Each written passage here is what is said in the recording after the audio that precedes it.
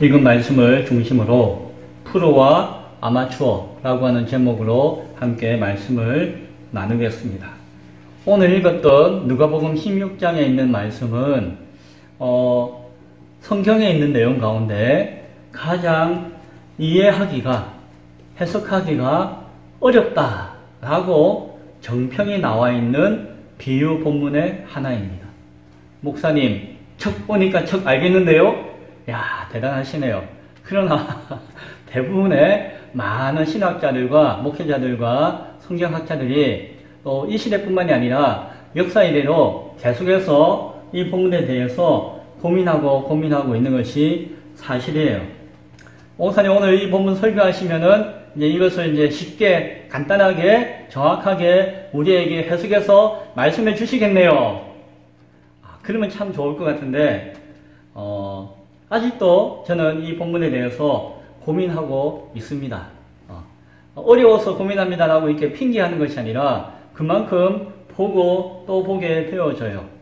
그러면 어떡합니까? 지난주는 어버이 주일이기 때문에 이 본문 설교를 한 주 쉬었는데 이제 한 주 지나서 오늘은 설교하셔야 되는데 쉽게 간단하게 분명하게 말씀을 전해주셔야죠. 저도 그러고 싶은데 아직도 저에게 명확하지 않습니다. 그럼 오늘 목사님 설교 어떻게 하시나요? 그래서 저도 고민했는데 아는 척 하지 말자. 제가 아는 척 하지 말고 다 깨닫는 척 하지 말고 제가 아는 만큼, 제가 깨닫는 만큼 함께 은혜 받은 만큼만 나누자 하는 마음을 가지고 이 자리에 섰습니다. 그래서 오늘 그럼에도 불구하고 함께 고민하기 원해요. 무엇이 어려운가? 왜 어려운가? 왜 우리가 이 본문에 대해서 많은 사람들이 이해하기 어렵다라고 말하고 있는가? 나는 쉽게 이야기할 수 있을 것인가에 대해서 한번 고민하는 마음을, 고민을 나누는 마음을 가지고 오늘 이 시간에 함께 이 말씀을 나눈다면은 성령께서 또 다른 의미로 여러분에게 또 응답해 주실 것이다 라고 믿어요.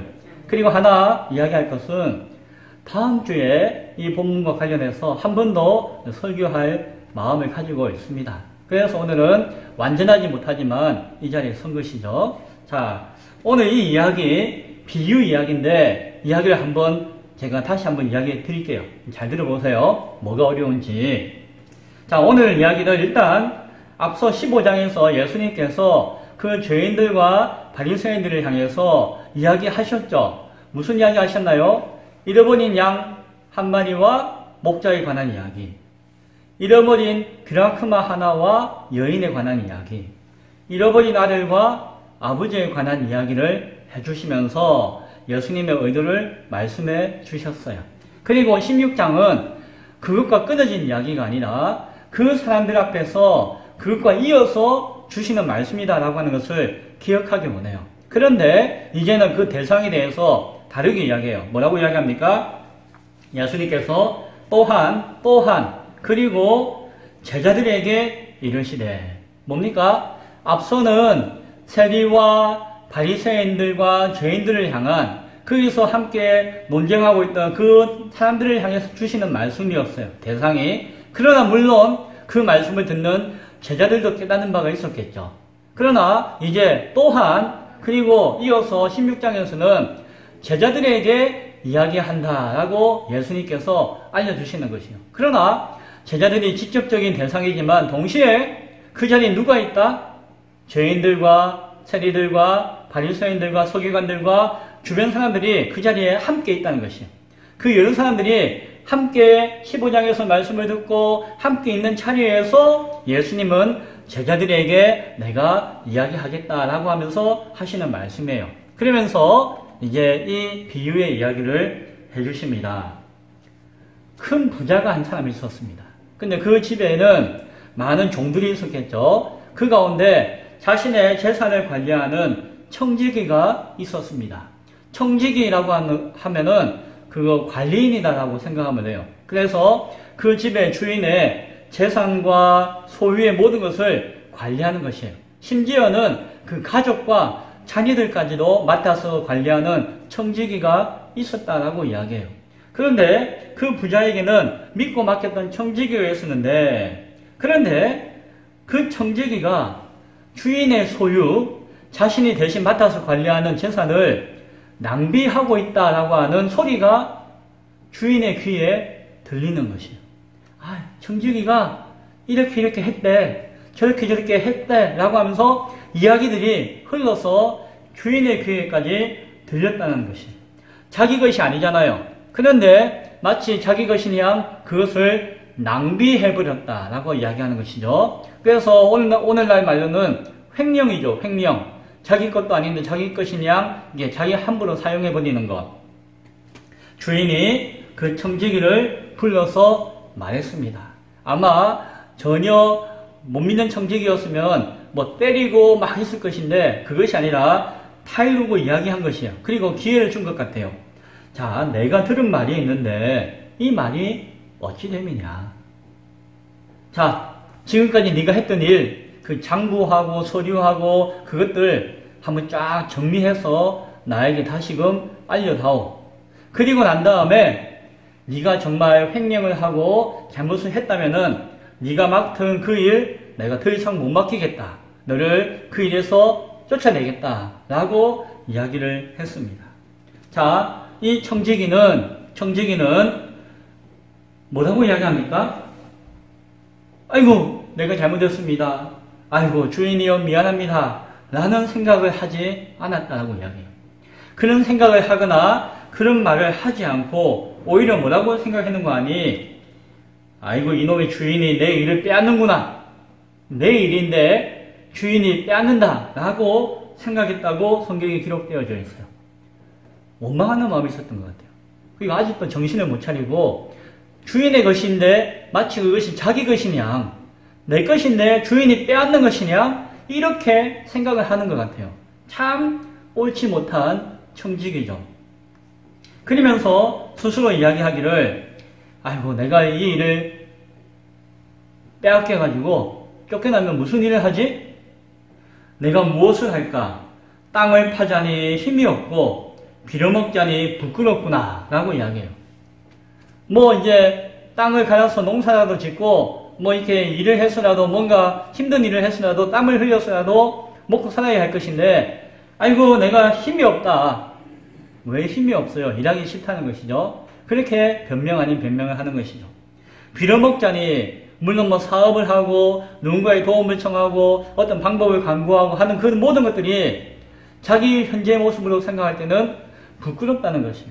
그래서 땀 흘려 일하기도 싫고 그리고 뭔가 남에게 의지하는 것도 뭐 싫은 소리 하는 것도 내가 싫다라고 스스로 생각하고 있다라고 하는 것이죠. 한편 생각해 보면 이 사람은 참 문제가 있는 것 같아요. 땀 흘려 수고하는 것과 빌어먹는 것을 동일하게 생각하면서 싫다, 나는 못한다 라고 스스로에게 이야기하면서 그러면 내가 어떻게 해야 될 것인가 라고 고민하고 생각한 것입니다. 무엇인가 정당한 방법으로 수고하고 땀 흘려 일하는 것에 대해서는 좀 업신여기는 것처럼 천하게 여기는 마음을 그 종은, 청지기는 가지고 있었다는 것이죠. 오늘날로 이야기하면은 이런 생각하고 좀 비슷한 것 같아요. 정확하진 않지만 이렇게 생각하는 분들 있잖아요. 아이고 그 월급쟁이 해가지고 언제 돈 모아서 잘 사냐 뭐 이런 이야기 하는 분 계시죠. 한 푼 두 푼 모아가지고 그거 쌓아가지고 언제 집을 사고 언제 뭐 재산을 모으고 하겠느냐. 에이 인생은 한 방이지. 큰 거 한 방을 통해서 뭔가 얻어야지 라고 생각하는 사람들이 요즘 우리 주변에 많아요. 티끌 모아봤자 그 티끌이지 뭐 이렇게 이야기하는 사람들이 있어요. 부동산을 통해서 한 방 남겨야지. 아파트 뭐 분양받고 해가지고 그걸로 차익을 남겨서 되팔아가지고 남겨야지. 막 이렇게 이야기하는 사람들이 있어요. 그런 사람들 때문에 이 나라가 이 모양 이 꼴이 되어버렸음에도 불구하고 여전히 그렇게 생각하는 사람들이 많아요. 꼭 그런 것은 아니더라도 저거는 잘못된 것이지 합법적인 방법으로 해야지 라고 하면서 주식에 투자해야지 아니면 뭐 가상화폐 비트코인 투자해야지 뭔가 해가지고 최소한 뭐 20% 30% 아니면 몇 값치를 남겨야지 이게 제대로 된 투자지 언제 은행에 저축해가지고 적금 넣어가지고 이자 직거래만큼 받아가지고 언제 재산을 늘리냐 이렇게 생각하는 사람들이 오늘날 많이 있잖아요. 젊은 사람들도 그런 사람들이 많이 있어요. 얼마나 안타까운지 몰라요. 오늘 이 청지기가 가지고 있는 생각이 그런 것 같아요. 땀 흘려 수고하여 한 푼 두 푼 모아서 무언가 만드는 것은 어리석은 것이고 힘들어서 못하는 짓이고 뭔가 머리를 굴려서 꾀를 내어서 한 방에 뭔가 얻어야 된다는 생각을 하지 않았나라고 생각합니다. 그래서 이 사람은, 이 청지기는 고민하는 것이에요. 야, 내가 어떻게 해야지? 내 고생하지 않고 돈 벌고 넉넉하게 잘 살 수 있을 것인가 라고 생각했습니다. 그러면서 방법을 알아내었어요. 궁금하십니까? 이런 거 궁금하면 안 되는데. 자, 이 청지기가 뭐라고 생각을 했는지 보니까는 자기 주인에게 빚진 자들이 있어요. 그리고 자기는 중간 관리인으로서 그 빚을 이렇게 청구해가지고 이자를 받거나 빚을 받거나 그 장부를 기록하고 하는 일을 중간에서 했던 것이죠. 재산을 관리하니까. 자기는 누가 얼마의 빚을 졌는지 다 알고 있는 것이에요. 이것을 이용하려고 생각했어요. 그래가지고 빚진 사람들에게 이야기해서 오라고 합니다. 그래서 당신은, 어떤 사람은 기름 100가마니 기름을 100통이나 빚졌습니다. 100말이라고 하네요. 100말을 빚졌습니다. 라고 하는 사람이 있었어요. 그런데 그 당시에 기름은 아주 비싼 것이었어요. 그것을 빌려가면은 그것을 빌린 가치가 크기 때문에 이자도 많이 주어야 했어요. 그래서 아마 계약을 할 때 이렇게 계약한 것 같아요. 내가 당신에게 급하게 50말의 기름을 빌려줄 테니까 이자가 얼마냐? 이자가 50이다. 그러니까 나중에 언젠가 갚을 때에는 이 50을 더해서 100말의 기름을 나에게 갚아야 합니다. 라고 이게 계약서를 쓴 것이에요. 계약서를 쓰고 빌려주었으니까 뭐 1년이고 2년이고 간에 나중에는 어떻게 해야 됩니까? 그 때가 되면은 100말을 갚아주어야 되는 것이죠. 그런데 이 청지기가 어떻게 했다고요? 자, 우리끼리 주인 몰래 계약서를 다시 씁시다. 뭐라고 쓰는 거 아니? 50말 빌렸는데 50말 이자? 아이, 이자 너무 비싸지 않느냐? 내가 이 이자는 없는 걸로 칠 테니까 처음 빌려주었던 50말 그걸 그대로 갚는 것으로 계약을 씁시다. 그렇게 증서를 만들어요. 그렇게 계약하고 나면은 누가 뭐라고 하겠어요? 계약서가 여기 있는데. 내가 주인 인감 도장도 가지고 있고 내가 이게 다 관리하니까 내 맘대로 할 수 있으니까 내가 맡았으니까 내 손에 있으니까 내가 찍으면 된다고 해서 한 것이에요. 그러면은 이 빌려간 사람은 어마어마하게 은혜를 입은 거잖아요. 자기가 50을 빌려서 잘 쓰고 난 다음에 몇 년 뒤에는 50을 더해서 갚아줘야 되는데, 물론 자기는 그걸로 말미암아 100, 150을 이렇게 벌어야 되겠죠. 벌 수도 있겠죠. 그래서 갚아줘야 되는데 50만 갚아주면은 이거 뭐 그저잖아요. 그저. 그러니까 고개를 푹 숙이는 거예요. 아이고 청지기님 감사합니다. 아이고 감사합니다. 뭐 옳고 그러다 떠나가지고 계약서 딱 쓰면 끝나니까, 도장 꽝 찍으면 끝나니까 아이고 감사합니다 라고 이야기하는 것이. 그러면 이 청지기는 뭘 바랬을까요? 자기가 50말은 이렇게 없애줬으니까 나중에 쫓겨나서 나가더라도 저 사람 찾아가면은 자기가 50은 벌어줬으니까 나에게 5말이라도 주겠지. 내 이 은혜를 갚아주겠지. 이런 기대를 가지고 있는 것이. 그래서 자기 것도 아닌데 자기 것이냐 막 나눠주는 거예요. 그래서 어떤 사람은 100석의 밀을 빌렸어요. 갚아줘야 돼요. 그런데 아마 그때 이자가 아마 한 20% 이상 된 것 같은데 80석을 빌리면은 20석을 이자로 더해가지고 나중에 몇 년 뒤에 100석을 갚아줘야 했던 것 같아요. 근데 그 사람을 불러가지고 밀 20석 이자는 떼고 나중에 처음 원금 80만 갚으십시오 라고 증서를 쓰고 도장 꽝 찍고 계약을 다시 하는 것이에요. 똑같이 나중에 내가 나가고 나면은, 쫓겨나고 나면은 저 사람이 내가 해줬던 은혜를 잘 알고 나를 잘 도와주겠지라고 하는 마음을 가지고 하는 것이에요. 세상적으로 보면 참 똑똑하죠. 요즘도 사실은 대기업체 다니는 분들이 부장이나 해가지고 임원이 안 되거나 임원하다가 이게 퇴사해가지고 자기 사업을 하는 경우가 있어요. 그러면은 예전에 자기가 큰 기업에 있을 때에 거래하던 거래처들과 이어가지고 또 거래해가지고 자기 사업을 이렇게 막 성공시키고 하는 경우가 많아요. 그때에 그 하청했던 업체들에게 잘 봐주고 했던 그런 관계를 이용해가지고 이제 자기 사업할 때 이어가는 것이죠. 뭐 좋게 생각하면 좋은 것이라고 할 수 있겠지만 현재 이 청지기는 자기 것도 아닌데 자기 것이냐 인심을 막 쓰는 것이에요. 그만큼 떼주면은 이 떼준 만큼 주인에게는 손해잖아요. 주인에게 손해를 입히는 것이에요. 주인에게 손해를 입히고 계약을 파기하고 아까는 횡령을 했다면 지금은 이거는 명의 도용하는 것이죠. 야, 이게 사기꾼이네요. 사기꾼. 나쁜 건 다 하고 있는 것이죠. 그렇게 아무튼 자기는 똑똑하다고 생각하고 그렇게 일을 처리한 것이었습니다. 자기 유익을 위해서. 사실은 주인이 악하고 저 가난한 어려운 사람들을 자기가 홍길동처럼 도와줘야지라고 하는 마음으로 이렇게 한 것이 아니에요. 그런 것이 아니에요. 자기 유익을 위해서, 자기 나중을 대비하기 위해서 주인을 속이는 것이고 사실은 그 빌려간 사람들도 속이는 것이에요. 다 남겨먹으려고. 이용하고자 했던 것이 이 청지기의 장기였던 것을 보게 되었습니다. 그런데 성경을 보니까 주인이 그 사실을 알았어요. 주인이. 그런데 이 주인이 우리가 생각하면은 주인이 종에게 야, 이 나쁜 녀석아 사기꾼아 라고 하면서 막 야단치고 막 형사 입건시키고 막 할 것 같은데 이 주인은 이 옳지 않은 청지기에게 아이고 네가 일을 참 지혜롭게 똑똑하게 했구나 라고 칭찬을 하였다 라고 성경이 이야기합니다. 참 네가 굉장히 똑똑한 친구였구나 라고 주인이 그 청지기에게 칭찬한 것처럼 표현하고 있다라고 성경은 이야기해요.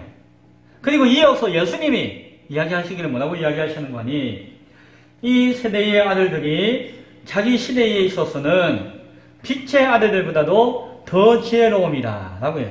그래서 이 세상과 하나님의 세상이 다르고 이 어둠의 자식들, 이 세대의 자식들과 빛의 자녀들, 하나님의 자녀들이 다르지만 이 세상에서는 이라고 하는 전제가 있죠. 이 세상에서는 이 세상에 있는 세대의 아들들이 자기 시대에 있어서는 오히려 더 지혜롭구나 라고 하는 이야기를 해요. 예수님께서. 이런 이야기까지 쭉 하시니까 이제 우리는 조금 더 애매모호해지는 것이죠. 그리고 예수님은 이어서 불의한 재물로 친구를 사귀라. 그리하면은 그 재물이 없어질 때에 그들이 너희를 영주할 처소로 영접하리라 라고 이야기를 해줘요. 그래서 마치 이 불의했던 청지기가 하는 짓이 그래도 참 주인이 평가하듯이 똑똑하고 지혜롭다라고 평가했듯이 이 세상에서는 참 나름대로 똑똑하고 지혜로운 것이고 유익을 줄 수도 있는 것이다 라고 하는 의미로 이야기하는 것 같아요. 그래서 불의한 재물로 친구를 사귀라 라고 제자들에게 말씀하는 것처럼 여겨져요. 자, 그래서 이 말씀이 어렵습니다.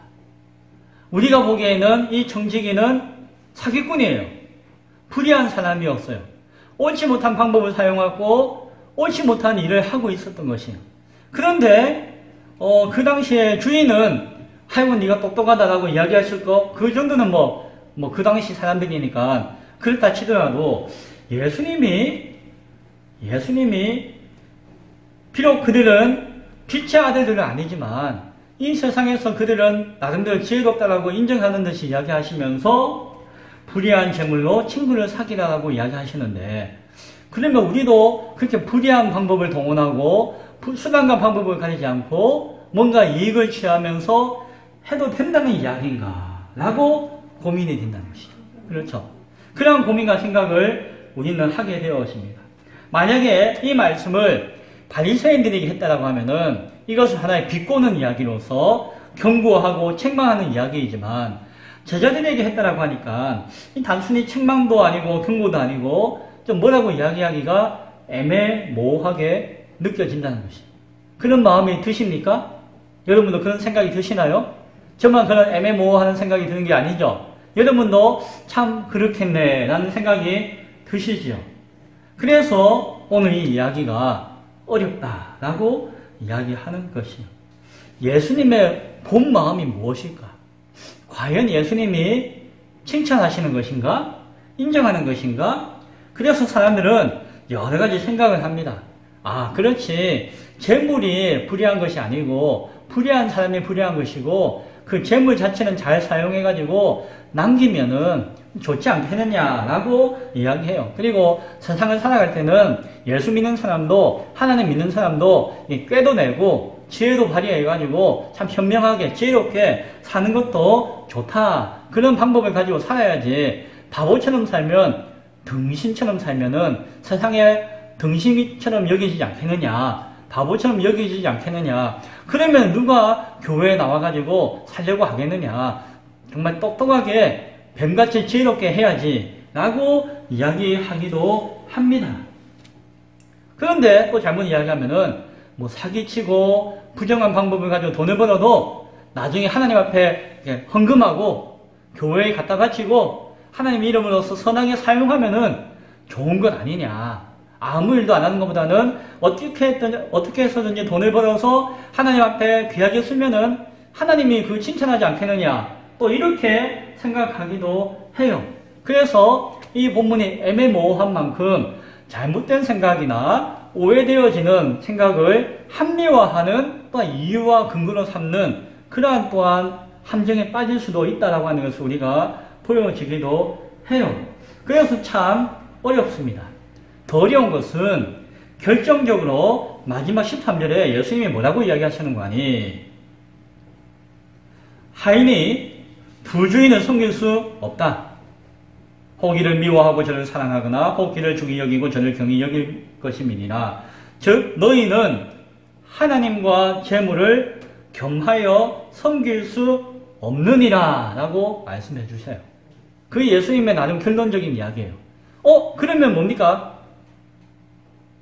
한 사람이 두 주인을 섬길 수 없고 하나님과 재물, 돈, 세상의 가치를 함께 섬길 수 있다 없다? 없다라고 예수님은 또한 말씀해 주시는 것이에요. 그러면 예수님의 본뜻은 하나님을 섬기려면은 빛의 자녀로서 하나님을 잘 섬기고 세상의 자녀와 같이 그 시대 가운데 돈을 쫓고 재물을 쫓고 그것을 추구하고자 하면은 그걸 추구해야지 동시에 한다는 것 있을 수가 없다라고 이야기하시는 거 보면은 예수님의 본뜻은 그 불의한 청지기를 마냥 칭찬하는 것만은 아닌 것 같아요. 그렇죠? 자, 그러니까 우리는 참 이 말씀을 어떻게 바라봐야 할 것인가 라고 더 고민하게 돼요. 그러니까 꼬인 데다가 한 번 더 꼬이고 또 꼬이는 것이에요. 이렇게 생각했다가 저렇게 생각했다가 또 한 번 더 생각하게 되어지는 것이에요. 그러면서 또 예수님은 뒤에서 이런 이야기도 하세요. 불의한 재물에 충성하지 않으면 누가 참된 것을 맡겠느냐. 불의한 재물에 충성하는 이야기인가? 만일 남의 것을 충성하지 아니하면 누가 너희 것을 주겠느냐. 자기 것은 아니지만 남의 것이라도 자기가 열심히 뭔가 이렇게 막 수단 삼아서 일을 하라는 것인가? 예수님의 진의가 무엇인지 고민하지 않을 수가 없었습니다. 거두절미하고 이렇습니다라고 이야기해버리기는 쉬울지 몰라도 이렇게도 생각이 되어지고 저렇게 생각되어지는 것이 다른 많은 사람들의 신학자들의 해석이나 설교를 봐도 이랬다 저랬다 하고 이야기해요. 그리고 저에게 탁 와닿지 않았어요.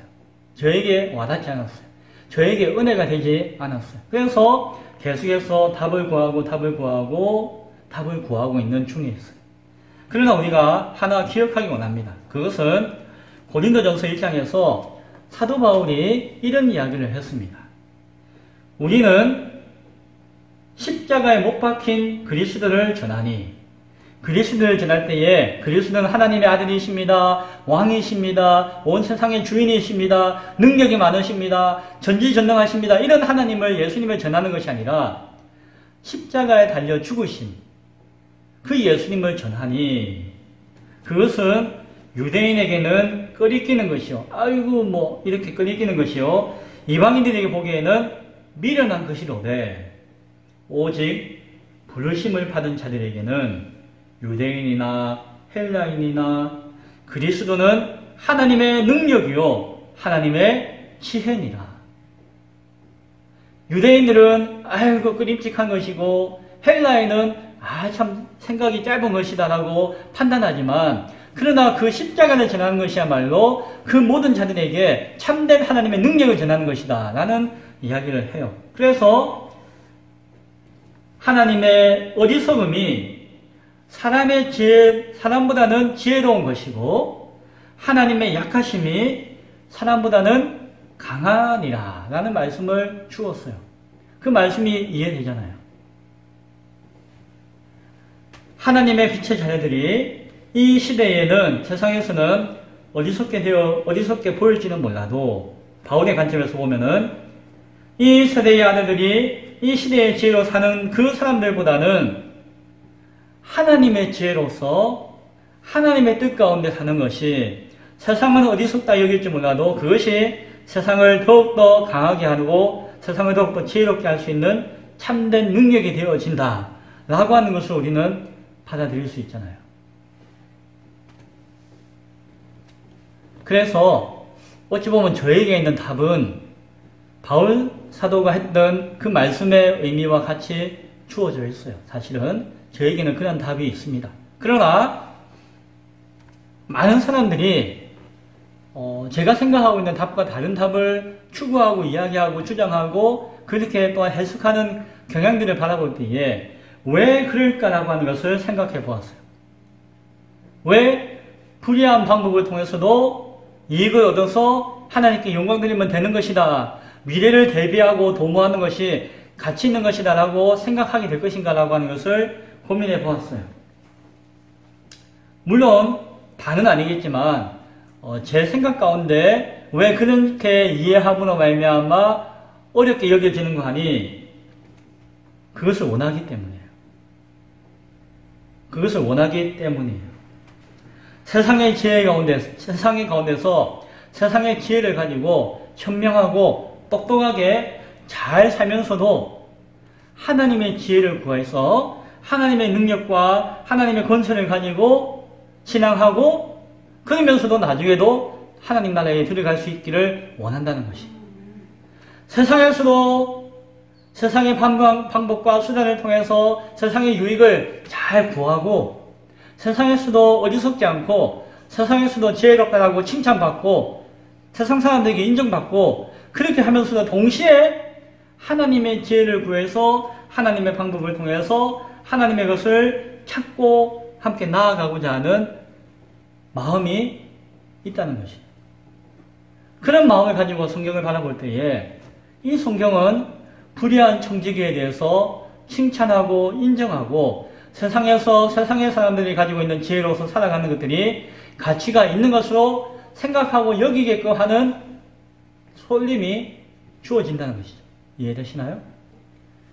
그래서 이 본문이 참으로 어렵구나 라는 생각을 하게 되어집니다.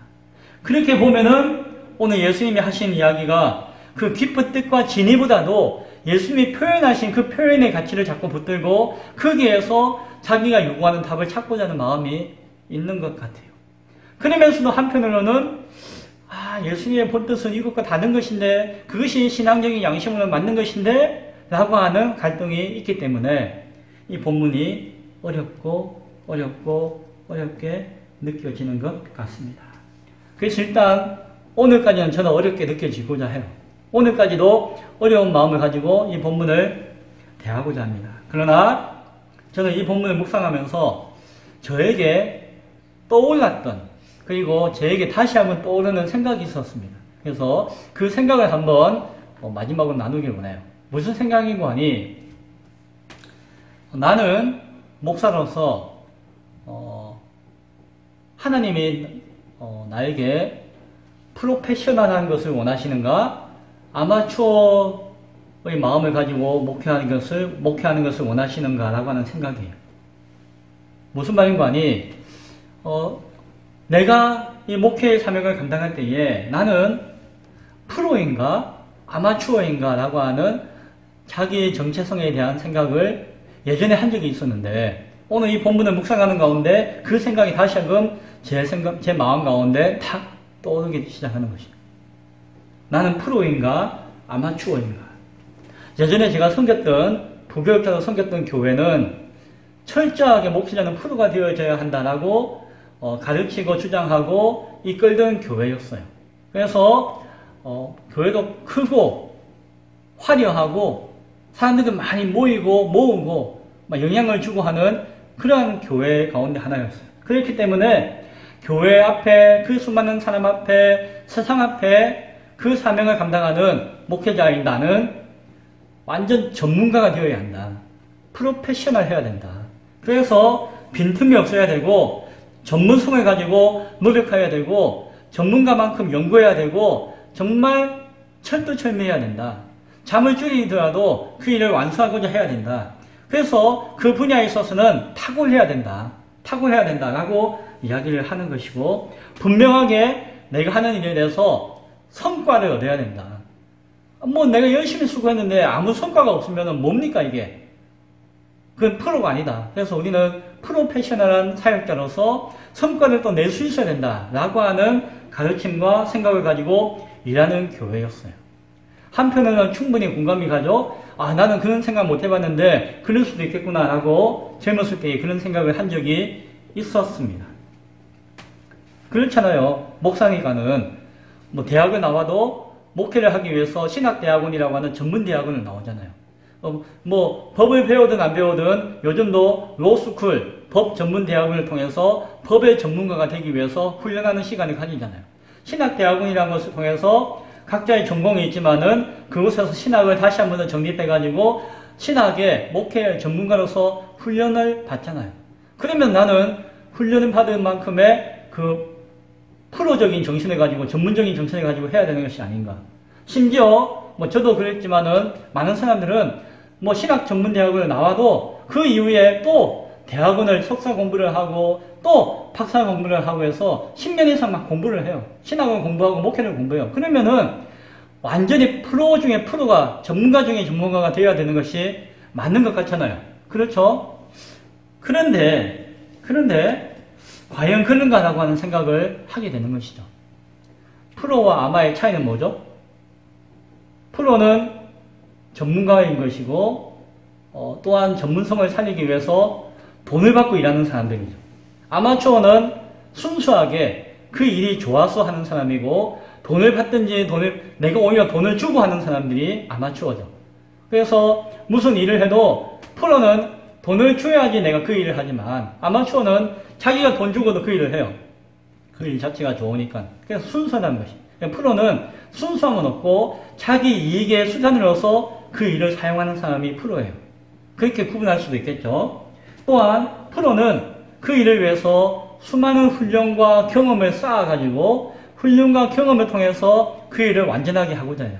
그러나 이제 아마추어는 그냥 훈련과 경험이 좀 부족할 수도 있고 또한 그렇기 때문에 그 일을 완벽하게 하지 못할 수도 있는 것에 대해서 어느 정도 용납하는 것이 또 아마추어이기도 해요.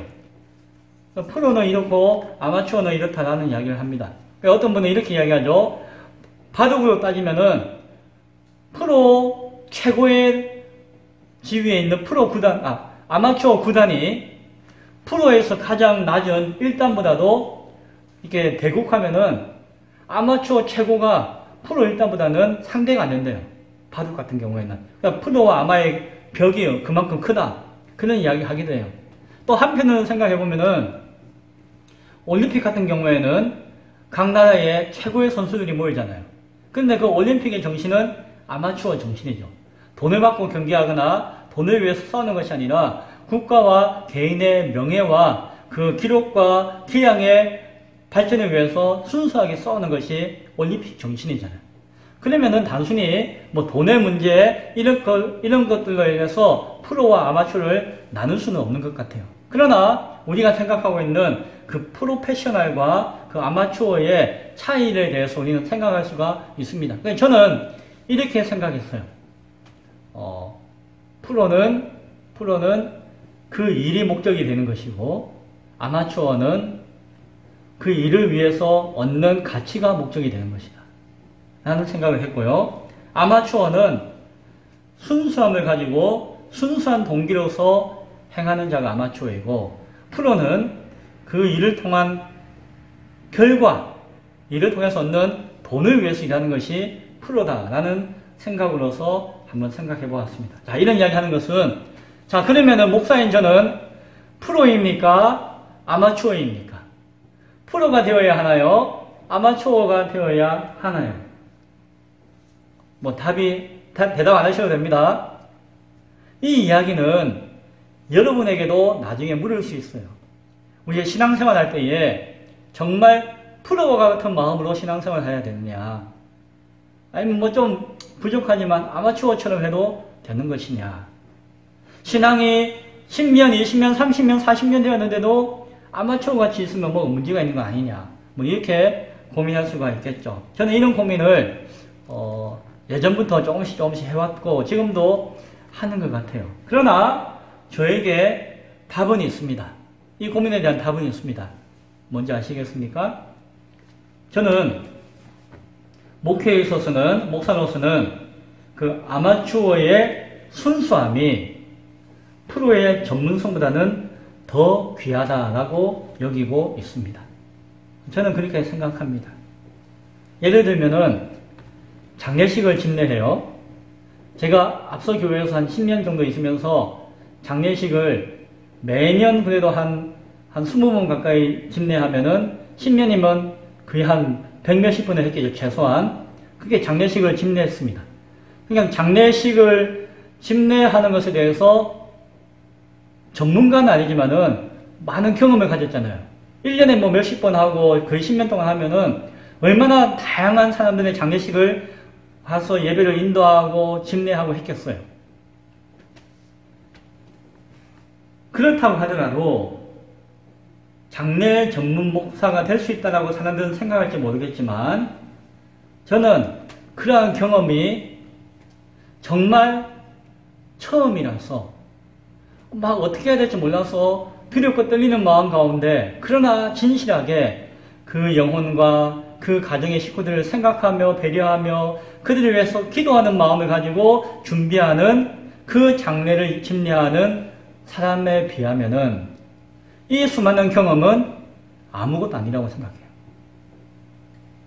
물론 목사님 그 경험이 왜 아무것도 아닙니까? 그것이 아니라 상대적으로 그만큼 그 가정에 그 장례를 당하는 그 가정과 영혼을 위해서 진실한 마음을 가지고 기도하는 마음을 가지고 위하는 마음을 가지고 섬기는 그 가치가 단 한 번이라도 그것이 소중한 것이라는 것을 안다는 것이죠. 그래서 내가 장례를 수백 번을 했는데, 장례 이렇게 생각하고 그런 마음을 가지는 순간, 이 사람은 어떻게 된다?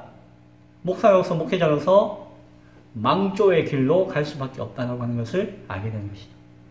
그렇게 본다면은, 아무리 경험이 많고, 아무리 경력이 많고, 아무리 전문성을 가지고 있다 할지라도, 척 보면 장래가 척척척 다 생각되어진다 할지라도, 하나님 보시기에 그것은 부족한 것일 수 있다는 것을 이해하죠. 그런 면에서 순수한 아마추어가 전문적인 프로페셔널한 사역자보다도 훨씬 더 가치 있고 귀할 수 있다는 것을 저는 바라봅니다. 그래서 저는 아마추어의 순수함을 가지고 있는 목회자가 훨씬 더 귀하다라는 마음을 가지고 있다라고 하는 것이죠. 교회를 세웠습니다. 이제 1년 되었죠. 교회 개척 세미나, 교회 개척하는 법, 교회는 이렇게 하면 부흥하고 성공합니다. 사람들이 많이 모이는 법 해서 수많은 방법들이 있고 전문가들이 있고 가르침들이 있어요. 그것을 무시하는 것은 아닙니다. 그러나 하나님이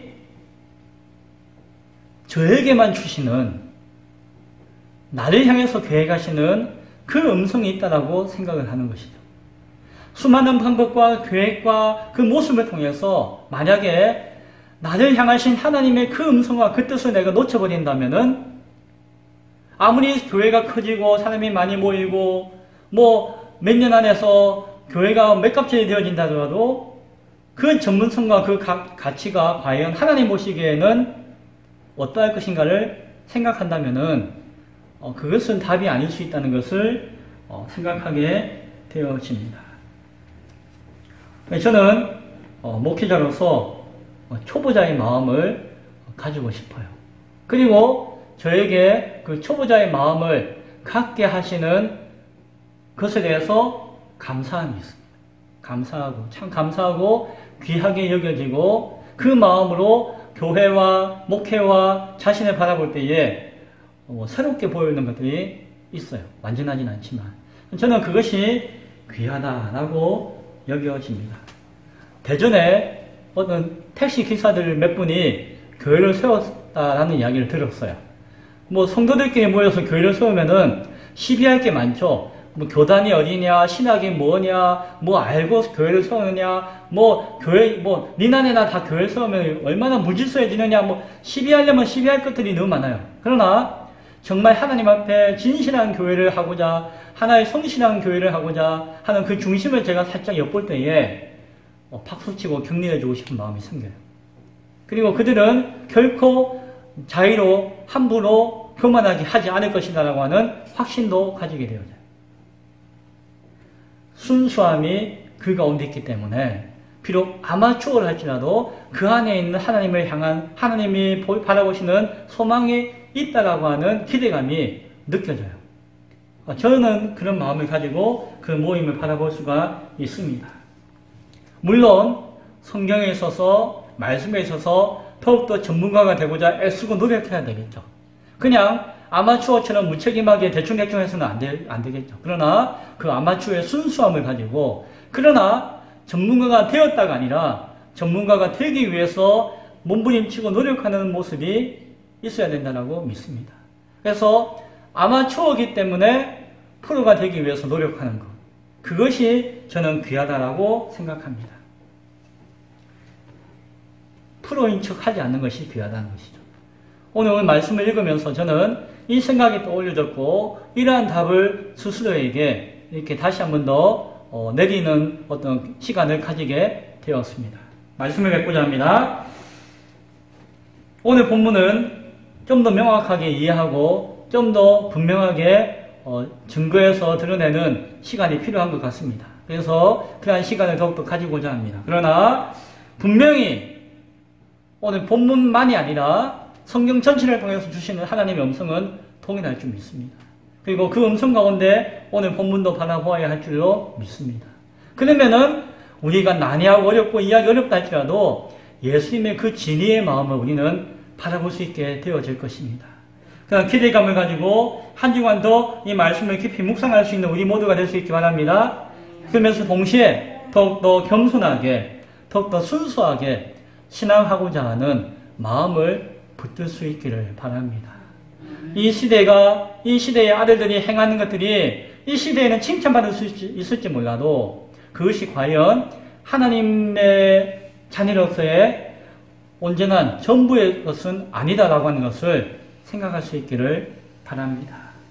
그래서 어렵고 힘들지만 말씀을 깨닫는 것만큼 더욱더 힘들지만 그러나 진리를 찾으며 온전한 빛의 자녀로 살아갈 수 있는 그런 믿음의 결과들이 저와 여러분 가운데 나타날 수 있기를 간절히 축원드립니다.